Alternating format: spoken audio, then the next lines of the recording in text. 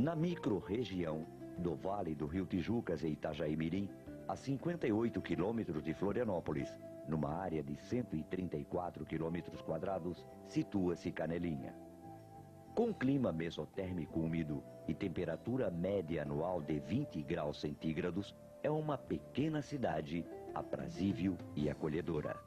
Sua economia tem sua representatividade nos produtos agropecuários, com destaque para o arroz, banana, feijão e mandioca, o leite e seus derivados. Marcante é a presença de cerâmicas na região, que com suas chaminés atestam um marco de desenvolvimento da cidade. Limitando-se com Brusque, São João Batista, Nova Trento, Biguaçu, Camboriú e Tijucas, ocupam um lugar privilegiado, com acessos rápidos a toda a região.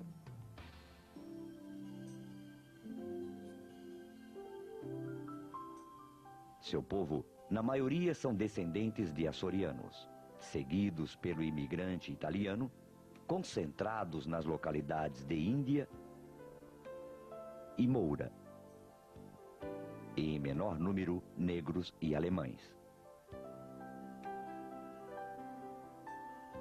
Porém, a cultura popular e folclore mais forte é a de base cultural açoriana.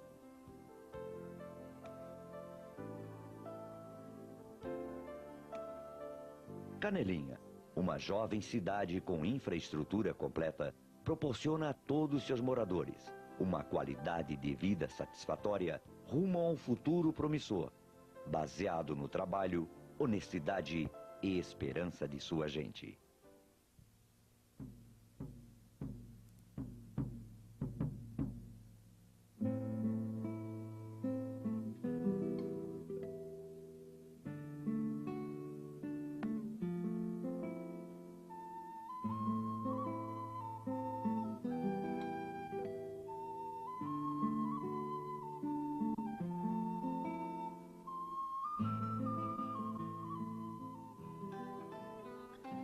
A história de Canelinha começa com a ocupação do Vale do Rio Tijucas, a partir da povoação da Enseada de Garoupas, atual Porto Belo, formado por imigrantes do arquipélago dos Açores, das ilhas Santa Maria, São Miguel, Terceira, São Jorge, Faial, Pico, Graciosa, Flores e Corvo. Quando D. João V, rei de Portugal, mandou publicar editais nas ilhas dos Açores em 1746, para que casais de açorianos que quisessem partir para o Brasil receberiam terras, sementes, instrumentos agrícolas e ajuda de custo, motivou os moradores do arquipélago, porque em todas as ilhas já se apresentava uma alta taxa populacional e as terras estavam se tornando improdutivas. Na verdade, O interesse real era de garantir a posse do Brasil meridional, principalmente em duas colônias, a de Rio Grande de São Pedro, a partir da atual Porto Alegre, e a de Santa Catarina, a partir de Desterro, atual Florianópolis. Este fora o segundo edital da coroa portuguesa, porque já em 1722 houvera uma proclamação, mas nenhum açoriano quis vir para o Brasil.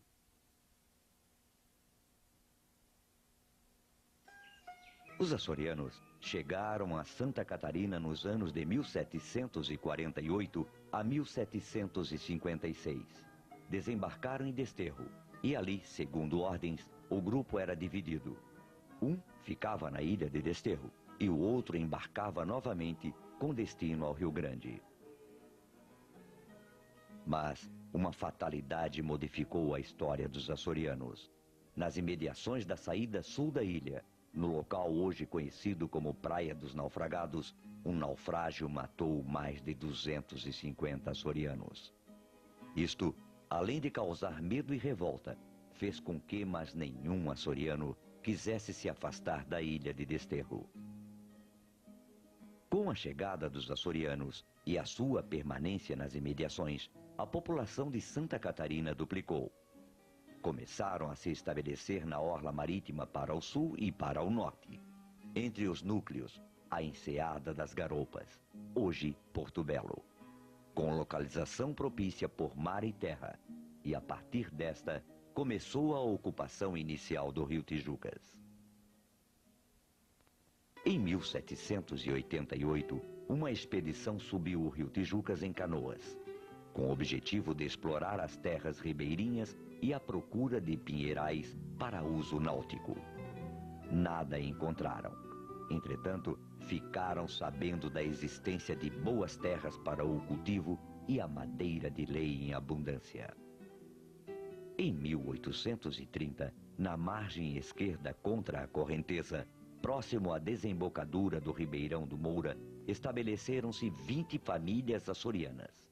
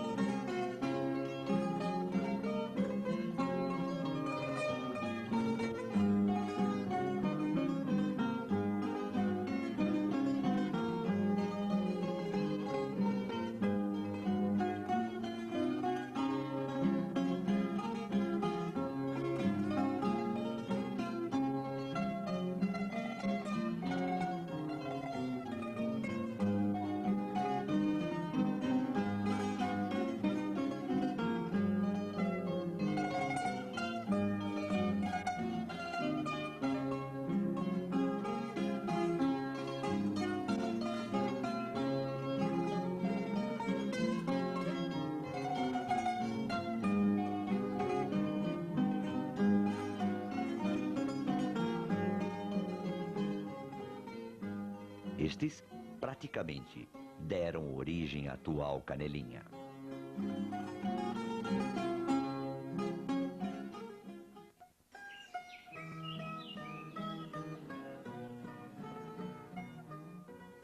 O nome Moura aparece em muitos documentos e registros da época. Este, bem mais antigo do que Canelinha. Porém, esta toponímia não tem qualquer explicação. Presume-se, entretanto, que seja alguém com o nome Moura que em tempos anteriores teriam por ali vivido ou passado, dando seu nome ao ribeirão e, por consequência, estendido a toda a região.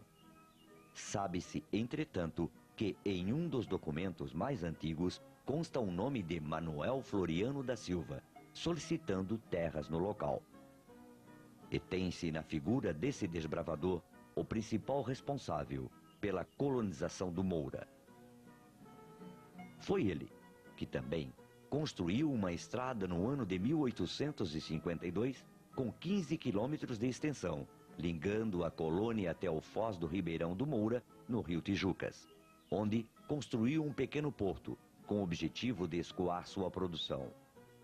Entre os anos de 1850 a 1860, houve o maior número de registros de terras na região, motivado exclusivamente pelo troca-troca e venda de produtos no Porto do Moura.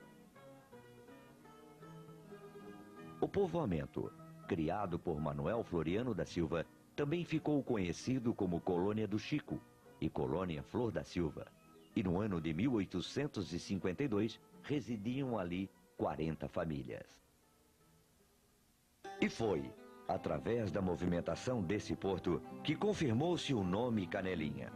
Segundo tradição falada, existia uma árvore da família da Canela que por força da erosão caíra sobre o rio, tornando-se um empecilho à navegação, preocupando os balseiros e comerciantes que passavam com destino à foz do rio Tijucas, tornando comum o dito: cuidado com a Canelinha. O que se constata foi a sobrevivência do nome Canelinha e o seu poderio popular, que mais tarde tornou-se nome de distrito e, em seguida, do município. Os comerciantes do porto pouco contribuíram diretamente para o desenvolvimento do lugarejo, pois após décadas áureas retornaram às suas origens. Novos moradores ocupavam terras atrás do Morro do Cemitério, porque as terras próximas ao rio estavam sujeitas às enchentes. Registra-se as famílias Silva, Santos, Fagundes, Santana, Cunha, Rodrigues, Pereira, Coelho, Fernandes, Simas, Jesus, Marsalo, Dias, Serpa, Galo, Machado, Nascimento, Mafra, Lima, Novaes, Vargas, Regis, Estil e Vicente, como os primeiros moradores da região, conforme documentos do ano de 1857, como proprietários de terras. O desenvolvimento econômico do Vale do Rio Tijucas foi tão marcante no período que Porto Belo, que era a vila desde 1837, foi extinto em 1860 e incorporado a São Sebastião das Tijucas, que havia sido desmembrado em 1858. Em 1875, com a chegada dos italianos, o comércio do vale cresceu ainda mais. Em Tijucas, estavam estabelecidos os grandes comerciantes que recebiam toda a produção através do rio e começaram a se preocupar com as enchentes. A picada existente do porto do Ribeirão do Moura, que servia como entreposto até a foz do rio Tijucas, não oferecia condições de tráfego de mercadorias. Por isso, a construção de uma estrada era condição urgente, sob o risco de prejudicar toda a região. Mas o alargamento e benfeitorias na precária estrada, de fato, só ocorreram após 1890, mesmo com constantes pedidos à presidência da província. Canelinha começou a ter um novo ritmo a partir do ano de 1897.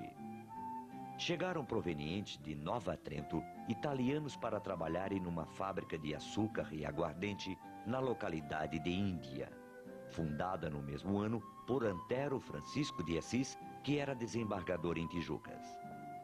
A usina, chamada de São Sebastião, operou até o ano de 1930, quando foi liquidada.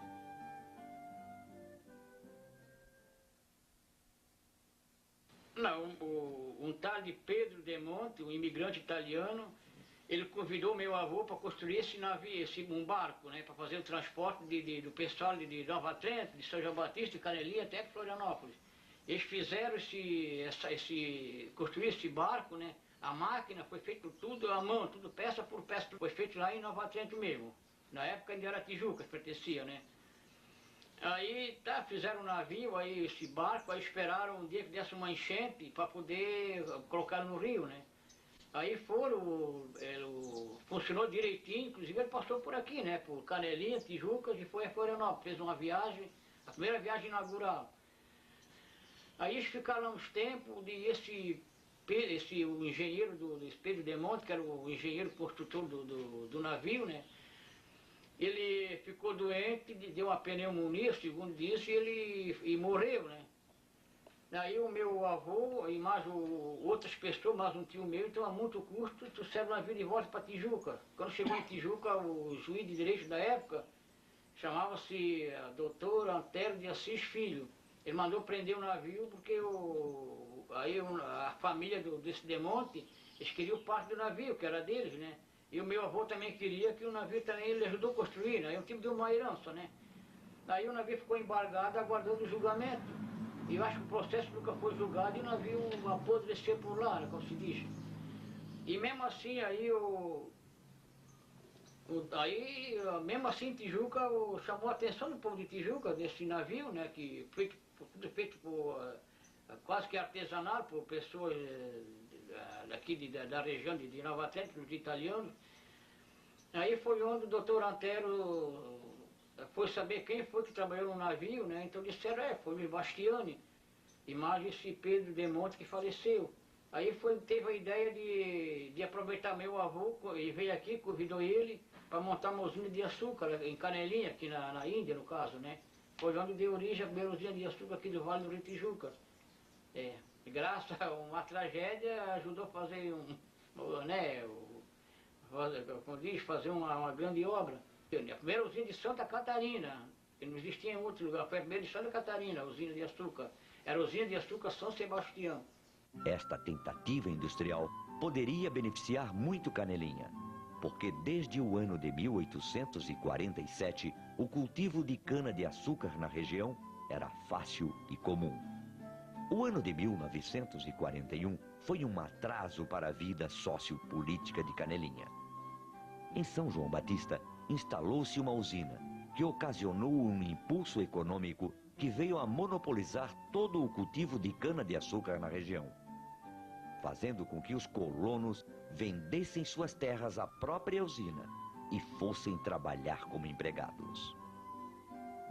As principais características de Canelinha são as suas chaminés. E Canelinha ganhou destaque exatamente por esta indústria que incrementou sua economia e a projetou no cenário nacional. A primeira olaria data do ano de 1900 e pertenceu a Joaquim José de Santana Filho, que enviava toda sua produção para Tijucas. Em 1931, Leonel Marcelino Pereira, dono de um comércio na localidade de Ribanceiras, deu início ao ciclo de fixação do ramo oleiro em Canelinha, construindo mais uma cerâmica. E muitas outras foram criadas, incrementando por vez o ramo e a economia da localidade.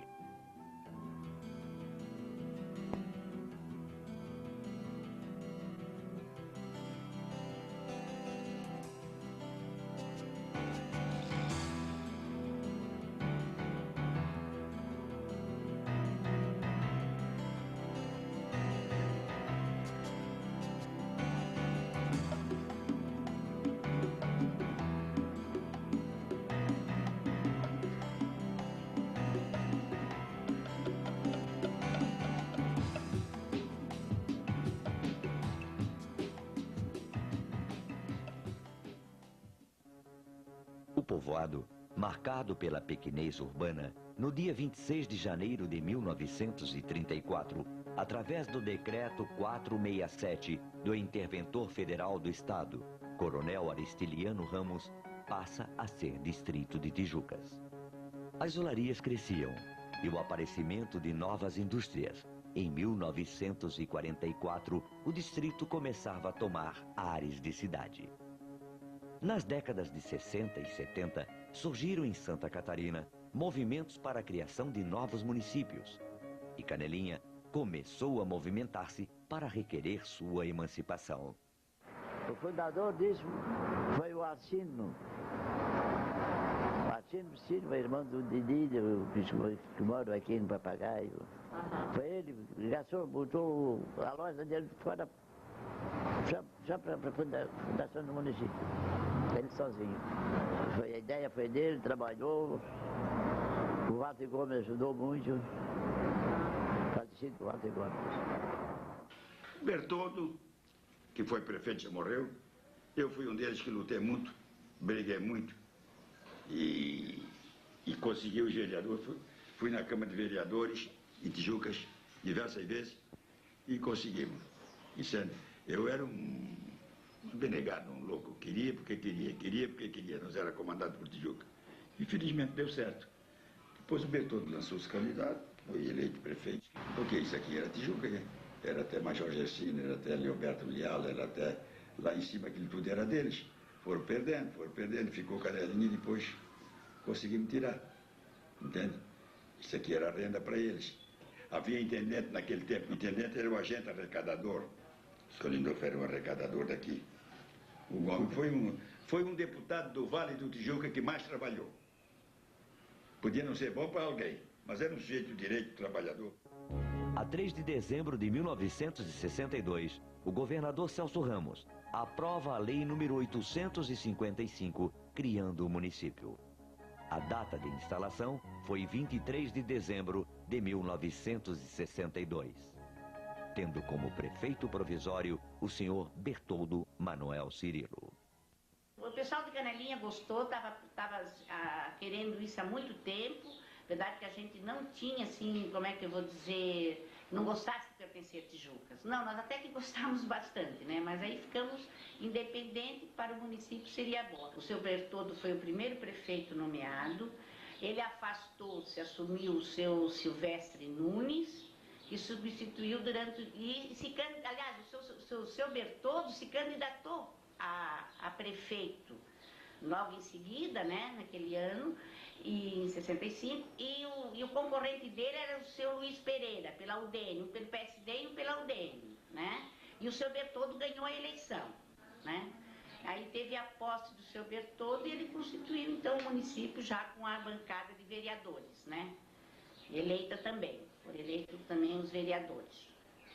E aí começou, de fato, a administração de Canelinha dentro dos moldes normais, conforme a Constituição. A sede da prefeitura funcionou na casa que foi o antigo cinema, que era uma casa que pertencia ao meu pai, o seu Joca Soares.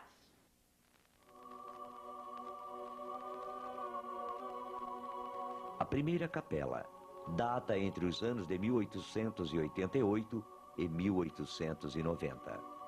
A primeira autorização para a construção de uma capela foi em 10 de fevereiro de 1900, no lugar próximo ao Porto do Moura. Sob a invocação de Santana, o terreno foi doado por Joaquim José de Santana Filho.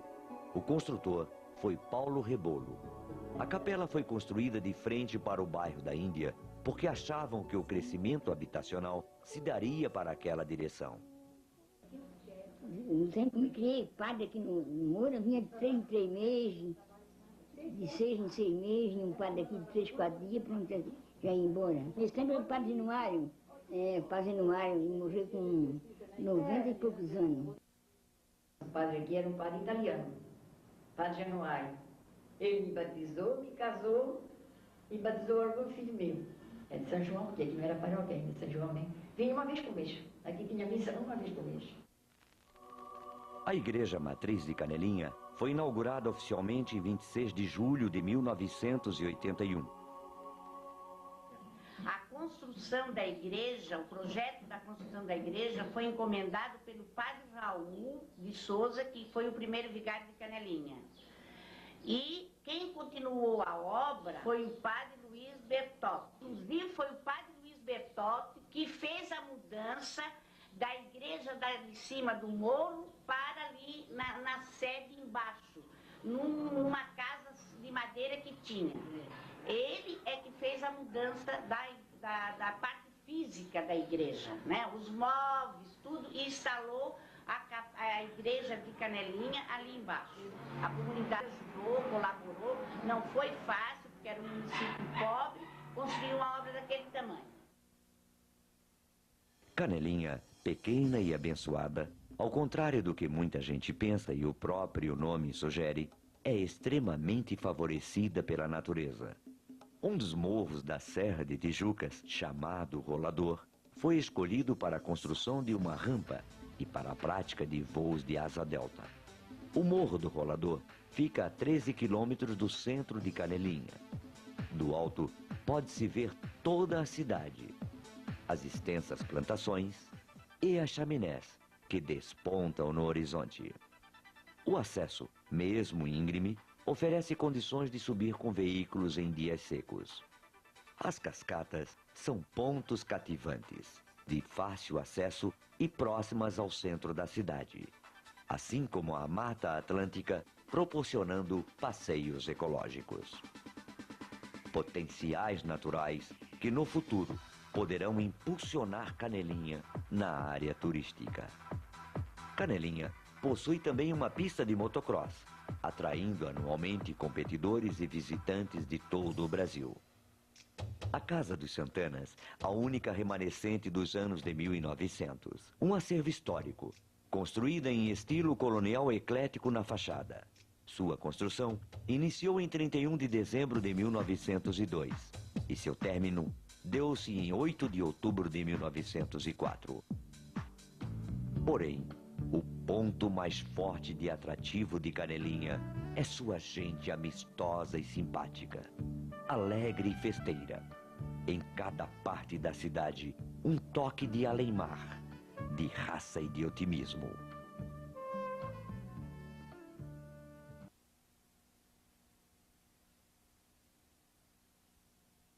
Os açorianos trouxeram para o Brasil a festa do Divino.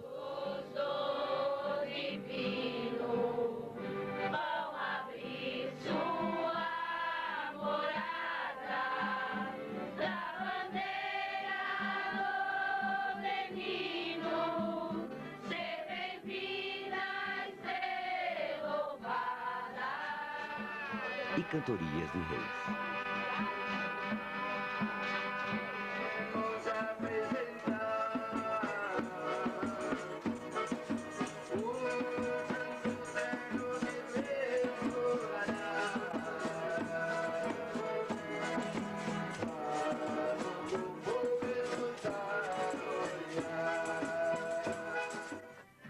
Ratoeira.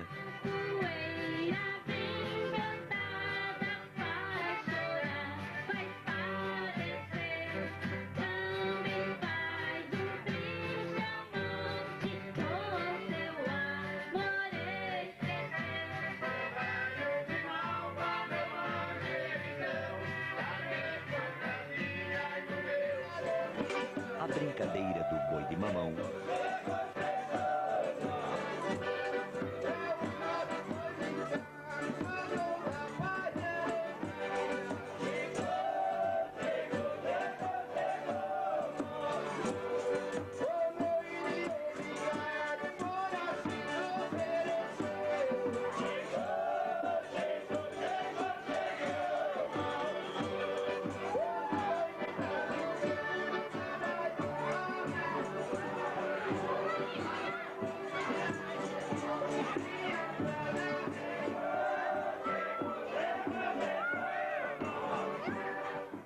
A cerâmica de origem açoriana apresentava principalmente uma finalidade, a utilitária.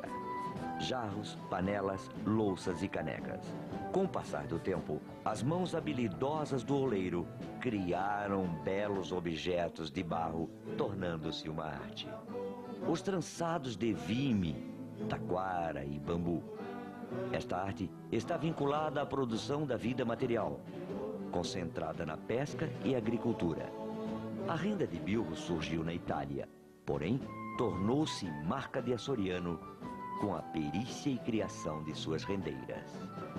A aplicação da tecnologia dos moinhos de trigo deu uso no arquipélago dos Açores. Aos de engenhos de farinha de mandioca revolucionaram o processo produtivo da farinha.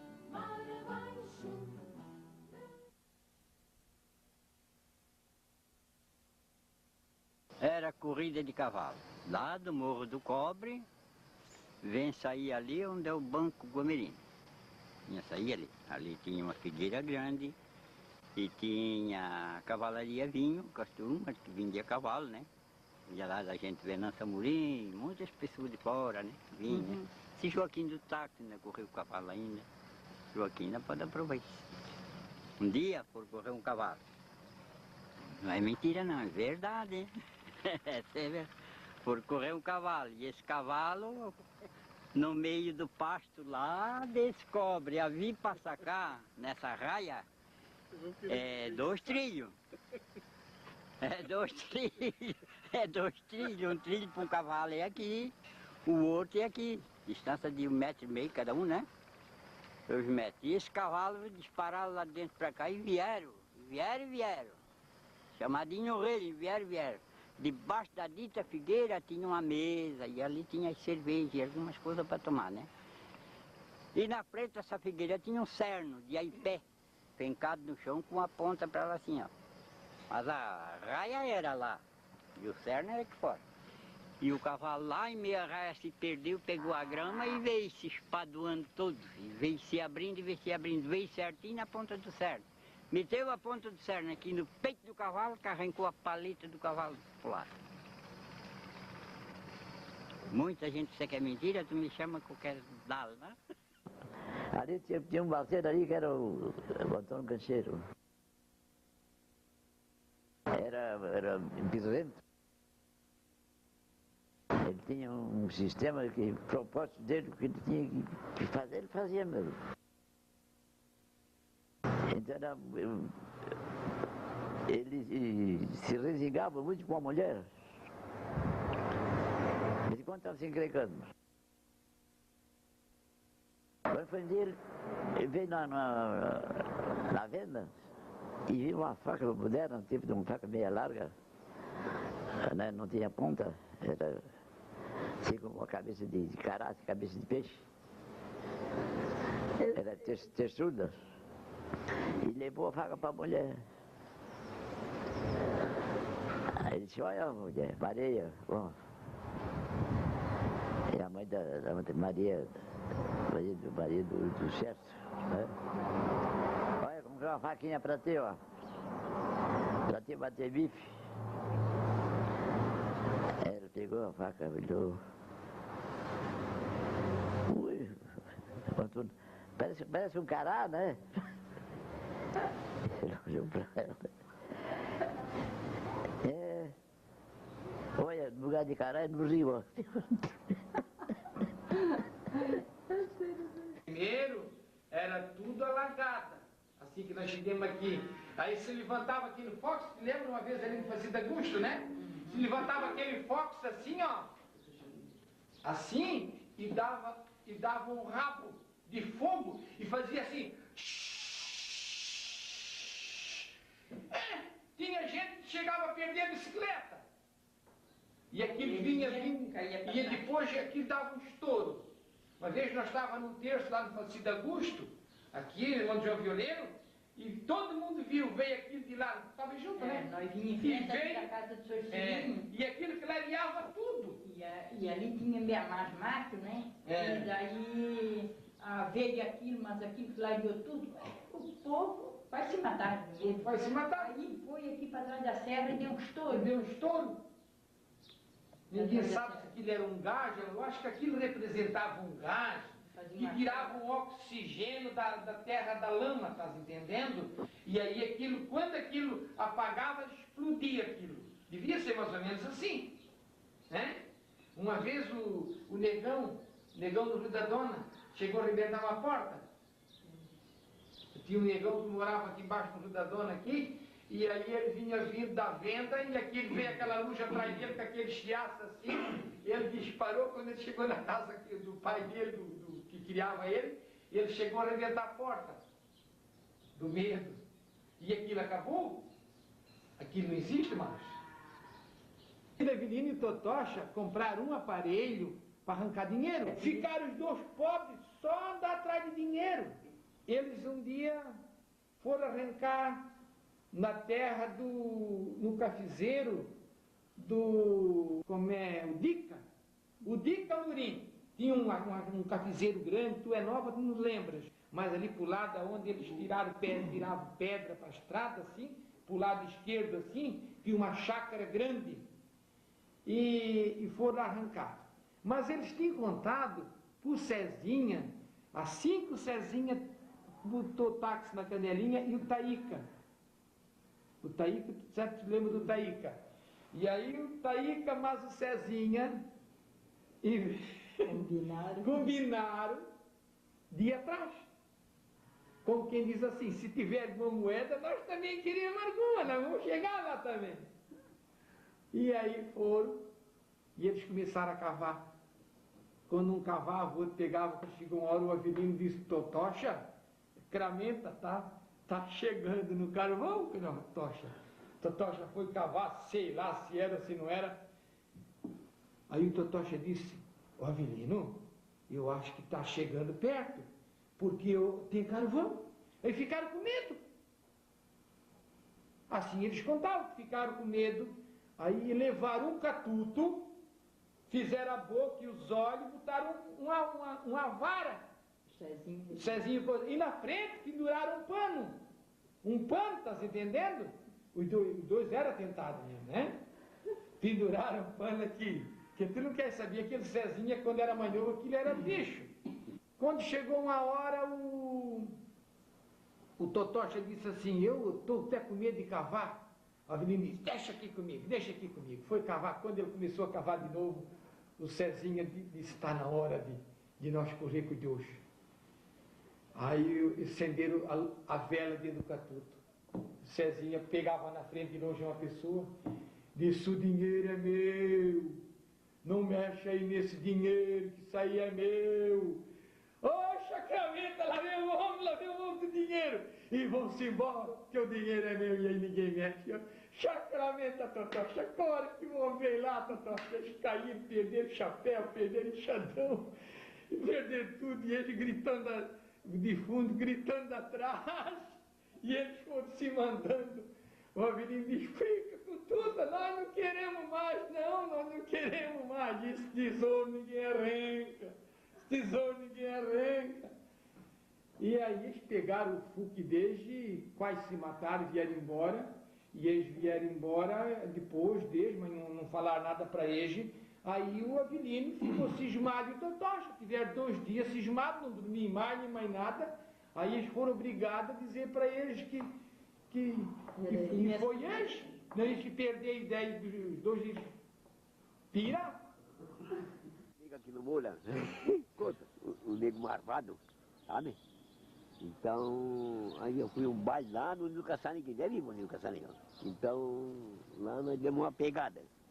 E aí ficou, outro dia ele vai me esperar no caminho, lá no compadre Antônio Reis, já morreu também. Aí peguemos. Aí eu toquei no facão, eu tinha que tirar um cipó, fazer uma corda foi boi, né? Eu passou uma camisa fora, cara, abriu 3, 4 na camisa, ele tirou a barriga fora. Pulava 2 sacas da rua de corta assim, temos o certo. Então aí foi dois, cortei ele. Aí eu tinha um cunhado, que era o Antônio Marco, o padre daquele João Marcos, que é meio cheio do... Mas vamos matar uma vez? Não, matou uma vez. Não tem coragem de matar o homem pra quê? Matar o homem pra quê? Aí eles se preparam, vamos vai morrer cedo. Eu tinha me esperou naquele macadamão do Moura. Cortei ele de novo. Um punhal ventado, envenenado numa presa de uma cobra, não sei o que, vinha até aqui. Aí de miojo, eu digo, enquanto miojo não abre a casa. Não quer guardar novo? Eu pode ser muito bem, vier me esperar aqui, eu acho que eu tenho medo de ti. Bota o punhal, bota. Na minha coisa, eu tô pelo facão. O dia numa roçada no pescoço, se pega, ficava só o pintoco. O facão parava cabelo, feito uma mola, sabe, por esquece. Ah, bom, aí cortei de novo. Foi pro citaco, quase 5 anos. Foi, outro dia me espera, né? Pô, teve de novo. Aí o delegado era o Solão, não sei se você conheceu. Morava ali na frente da Mar Juventina, ali onde ele pôde onde. Aí ele vai vir. Só na noite eu tratei a faquinha, passei a casa com a casa de Patrícia, magrinha. Bota dentro de uma bolsa e vem de noite. Aí eu dei um portão dentro, porque eu não mexia tudo. E lembro dessa aqui. Aí eu levei lá, Patrícia, eu acabei a faquinha, passei que ele cortou o negro. Aí botei em cima da mesa, bate nesse tamanho. Aí, meu senhor, dona Patrícia, meu senhor do céu, bota na bolsinha e leva pra casa, onde ele cercar dá de novo.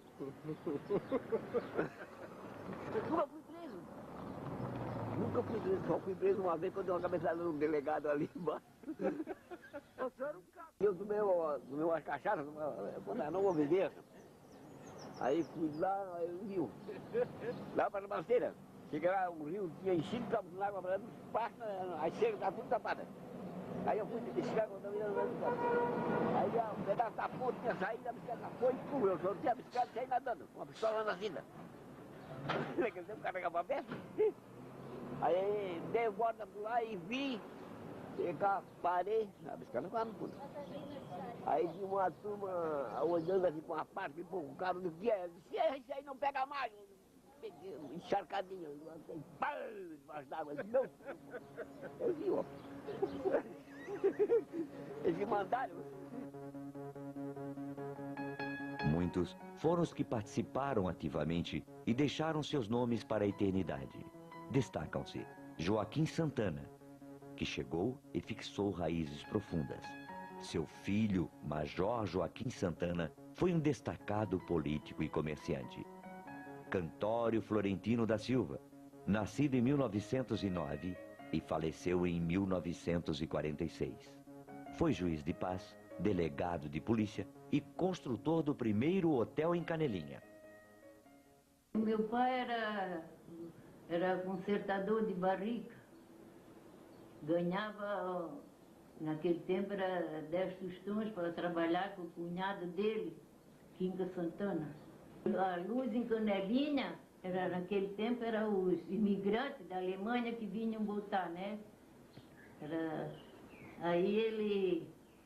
Mas eles não, só tinham um engenho de serra do Santana, que era para ligar, mas precisava mais 25 casas para eles ligar a luz na Canelinha. Mas ninguém, aqueles maiorzinhos, não queriam, né? Então meu pai tinha 25 casas de madeira, aquela, né? Assim. E aí, para poder botar luz em Canelinha, ele disse, então eu dou as 25 casas. E botou luz naquelas casinhas, tudo para ganhar luz, né? Mas foi só até a nossa casa. Ele tinha uma visão muito social. Qual era a preocupação dele que Canelinha? Ele tinha umas casinhas que ele chamava o quartel de aluguel. Então, de repente, chegava uma pessoa lá que queria alugar a casa. Ele dizia assim, qual é a tua profissão? Ah, é sapateiro. Ah, realmente Canelinha está precisando de um sapateiro. Vou fazer uma casa para ti, para alugar, para Canelinha ter um sapateiro. Então, ele tinha essa preocupação de ter todas as profissões na comunidade. Depois precisava um barbeiro em Canelinha, sapateiro assim. Então, ele vinha buscar em Florianópolis. Me lembro até do nome do barbeiro, Aristóteles. E aí ele fez sapataria, latuária, tudo o que precisava, consertaria, ele tinha casa para isso tudo. Assim como muitos outros, também marcaram suas vidas com honestidade e trabalho.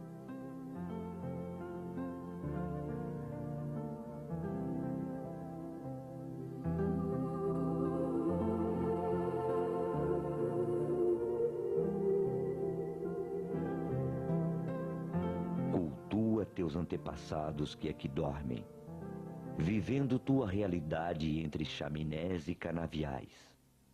Teu progresso será a felicidade dos que de ti, Canelinha, se dizem filhos.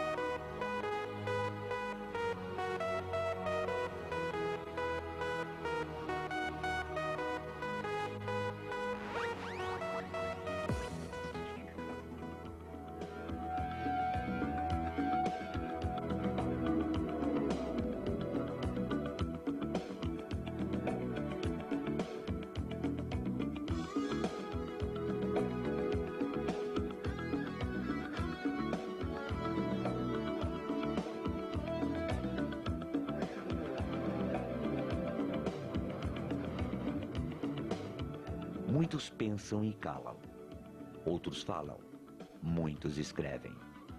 Sobressaem, entretanto, os que sentem.